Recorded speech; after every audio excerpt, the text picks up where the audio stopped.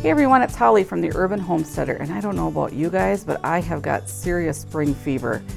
And with that, my challenges of wanting to desperately get out into my gardens and buy plants and plant things outside, it is just way too early for that, and I need to be patient, which is hard. And if you're like me and truly enjoy gardening that much, you're in the same boat as me. And so I thought today would be a great day for me to give you some ideas, maybe some tips, maybe some tricks, whatever, to how we can get through this challenging early spring season before we're actually really getting out here and go planting.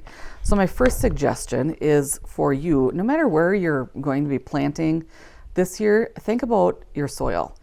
And I have talked to many people about getting a soil test done. And most of the time people get like they crunch up their nose and they're just not interested. They don't want to spend the $19 to send in a dirt sample. Well, I disagree. I feel like this is an answer to a fully successful growing year. And I find it interesting that people will, and when I say people, I mean me, people will drop an X amount of dollars, right, on annual plants that you'll put in your pots, which we're going to be talking about. And you don't bat an eye at that. And these annuals only last for a few months for that growing season. And you don't even question it, but yet you sometimes have a problem collecting a small soil sample, putting in this cute little bag, mailing it off, and then getting an answer back mailed directly to you of what your soil needs in order for you to have a successful growing season. So I'm not sure. I don't really get it. I love this idea, and I'm going to be doing it again for my vegetable gardens and probably for my pollinator. I'm not sure how far I'm going to get into that, but I'm planning on testing the soil there too. It's virgin soil, so I have no idea what's in there and what it needs, but I certainly want to be successful in the planting, so I want to get my answers sent to me. Okay, so then another thing, and you can see that I pulled here, pull out your pots. Yes, we can't plant things yet, but we can put soil in them. I actually only found this small bag. It's not really that small, but there's hardly any left for considering for what I need. I pulled my pots together every year. I kind of like redecorate my porch and throw pots around wherever I feel I need to. And I change it up every year. I don't really know what I'm going to be buying. It kind of just hits me whenever I'm in the greenhouse. But I can certainly put the soil in these pots and set them around the house. That way, when I do get a chance to get out and go plant shopping and bring them home, I don't have to mess with it. I can seriously bring the plants to the pot and be done. And we all know that it's exciting to go plant shopping, but it's usually a long day. And if it's one more thing of me just hauling a bag of soil around that I don't have to do, I'm all in to do that. I just think that's kind of an easy way. You can certainly now get your hands dirty and prep and be ready for it, and that'll maybe get it out of your system. So another thing, tip number 3, or idea number 3, is cleaning your gardening tools. I went into I have a little mailbox behind me. This is where I keep my gardening tools, and I clearly collect these.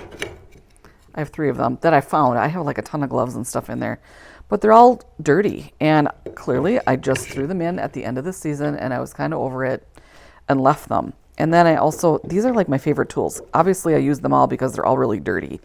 A nipper's, big, small, and then a scissors that I use as well for pruning. And it makes me look like terrible habits because I just threw them into the mailbox dirty without cleaning them up at the end of the season. Not a good habit to get into, and I'm trying real hard to get over that. So I think what I'm going to do today actually is I'm going to fill up my slop sink in the garage with some warm soapy water. I'm going to be cleaning my tools off. Some stubborn spots might, especially this one, might be challenging. Get some steel wool. These are things that you should all have at home. Dawn dish soap is going to be my trick. And then when they're clean, I'm going to probably spray them with some bleach water, like a 10-to-1 bleach, and either dry them or set them out in the sun and let them dry that way.